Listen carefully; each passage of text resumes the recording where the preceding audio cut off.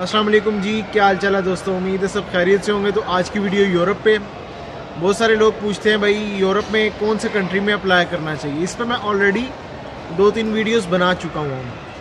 Again मैं video बना रहा हूँ जिसमें बताऊँगा कि भाई हमारी गलतियाँ कौन सी होती हैं, किन कंट्रीज़ में हम अप्लाई करते हैं और किन कंट्रीज़ में हमें करना चाहिए जो हम नहीं करते हैं। अच्छा, मोस्टली लोगों के ना जहनों में यही ख्याल होता है कि ऐसे कंट्री में अप्लाई करो जो कि जहाँ पे टूरिज़्म ज़्यादा नहीं है, पाकिस्तानी ज़्यादा नहीं जाते हैं। ऐसे कंट्री में अगर अप्लाई करेंगे तो वीज़ा लगने के चांस ज़्यादा हैं, क्योंकि उस एम्बेसी में ज़्यादा रश नहीं होता।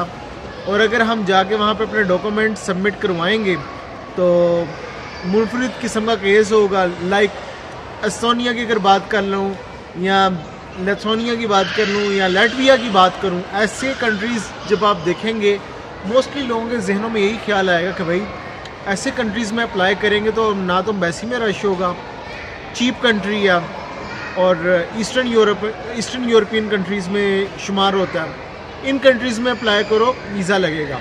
इसके अलावा एक रूमर बहुत ज़्यादा फैला हुआ था कि भाई फिनलैंड, आइसलैंड, उसके बाद लाटविया, लिथुआनिया, एस्टोनिया, उसके बाद हंगरी, चेक रिपब्लिक, पुर्तगाल, माल्टा, ये ऐसे कंट्रीज़ हैं अगर इनमें अप्लाई किया जाए तो वीज़ा लगने के ज़्यादा चांस हैं। अगर 4-5 साल पहले की बात करो तो पोलैंड वगैरह में वीज़ा लगते भी थे।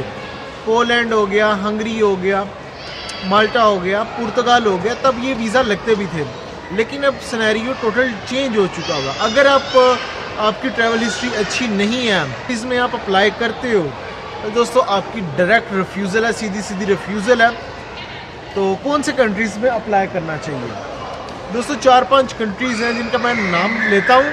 सबसे पहले इटली आता है, फ्रांस आता है, स्पेन आता है, नीदरलैंड्स आता है, जर्मनी आता है। ये ऐसे कंट्रीज़ हैं जहाँ पे आपको वीज़ा अप्लाई करना चाहिए। सुनने में नाम तो बहुत बड़े हैं भाई, फ्रांस आ गया, नीदरलैंड्स हो गया, उसके बाद इटली हो गया, स्पेन हो गया, ऐसे कंट्रीज़। तो दोस्तों अगर आप लास्ट ईयर के स्टैटिस्टिक्स उठा के देखो 2019 के किन कंट्रीज़ ने पाकिस्तानियों को सबसे ज़्यादा वीज़ा दी है, तो सबसे पहले जो नाम आएगा वो फ्रांस का आएगा, क्योंकि फ्रांस टूरिज़्म को प्रमोट करता है और ऐसे कंट्री में अप्लाई करना चाहिए जो कि टूरिज़्म को प्रमोट करे। अगर आप ऐसे कंट्री में अप्लाई करोगे जो कि टूरिज़्म को प्रमोट नहीं करते, यहाँ पे पाकिस्तानियों का रुझान नहीं जाने का, तो वो कंट्री शक में पड़ती है, तो वो आपको वीज़ा रिफ्यूज़ कर देती है। लाइक डेनमार्क की बात करता हूँ, डेनमार्क में बहुत सारे पाकिस्तानी हैं और बहुत सारे वीज़ा इशू भी करता है, लेकिन डेनमार्क आसानी से वीज़ा नहीं देता। इसमें मैंने वीडियो बनाई थी, मेरे दोस्त को डेनमार्क का वीज़ा मिला था और सेम डे मेरे दूसरे दोस्त का डेनमार्क का वीज़ा रिफ्यूज़ हुआ था।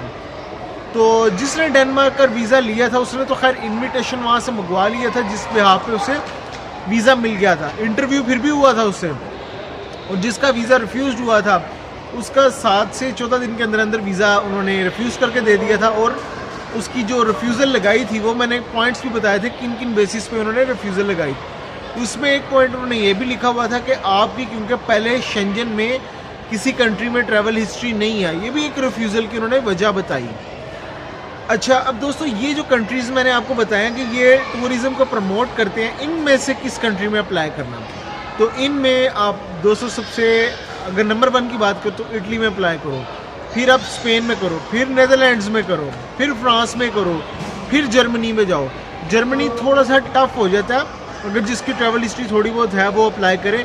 अगर थोड़ी बहुत भी ट्रैवल हिस्ट्री है तो नीदरलैंड्स अप्लाई करो। तो नीदरलैंड्स ने बहुत सारे वीज़ा दिए हैं। अगर ये लास्ट ईयर के आप स्टैटिस्टिक्स उठा के देखो टॉप 5 में तो ये नीदरलैंड्स भी शामिल है। एक ये आता है कि भाई शेंजन तो पूरा एक है, अगर शेंजन वीज़ा होगा तो हम 26 कंट्री के अंदर विदाउट वीज़ा जा सकते हैं। तो क्या इनके रूल्स सब कंट्री के चेंज हैं? अब लाइक अगर मैं जर्मनी की बात करता हूँ, फ्रांस को कंपेयर करता हूँ, इटली के साथ कंपेयर करता हूँ, तो क्यों इनका चेंज है? शेंजन वीज़ा तो एक ही है, तो आप कहीं पे भी जा सकते हो। क्यों? तो फिर ऐसी क्या बात है कि इस कंट्री में वीज़ा टफ है लेना, दूसरी कंट्री में अलग। दोस्तों शेंजन पूरा एरिया एक है लेकिन कंट्रीज़ अलग-अलग हैं। अगर आप शेंजन वीज़ा लेते हो तो जिस कंट्री का वीज़ा ले रहे हो तो उसके ऊपर नाम भी लिखा होता है।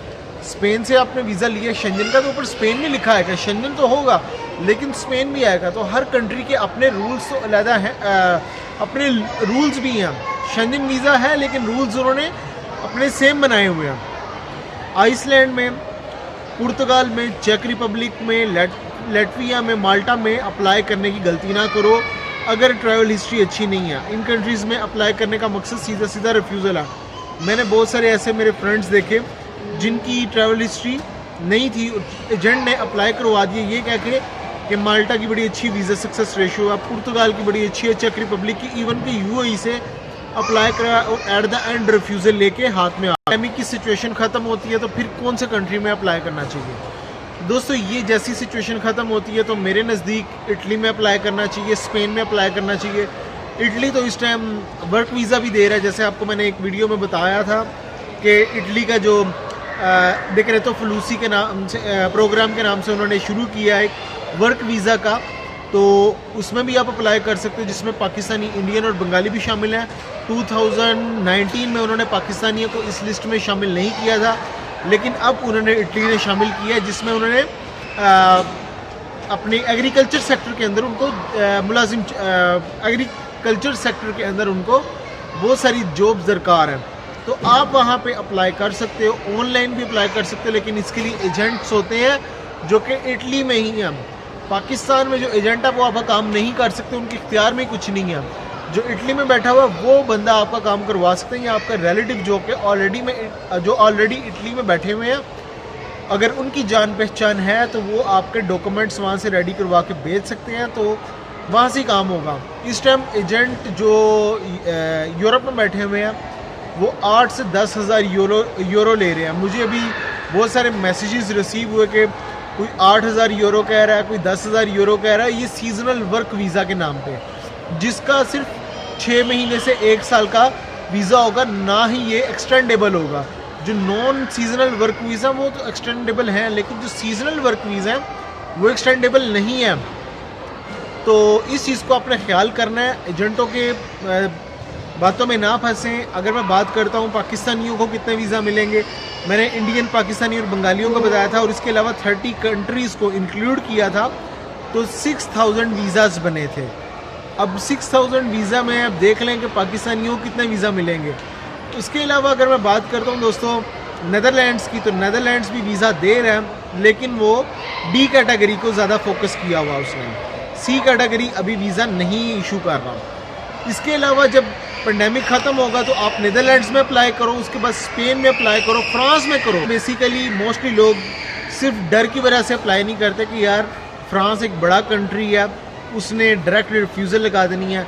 मैं एक बात करता हूँ, अगर आपकी थोड़ी सी ट्रैवल हिस्ट्री है, अच्छी बनी हुई है, कुछ ज़्यादा ख़ास नहीं है, एशियन कंट्रीज़ को आपने ट्रैवल किया हुआ है, तुर्की ट्रैवल किया हुआ है, उसके बाद आप शेंजन की तरफ मूव करना है तो इन कंट्रीज़ में अप्लाई करो।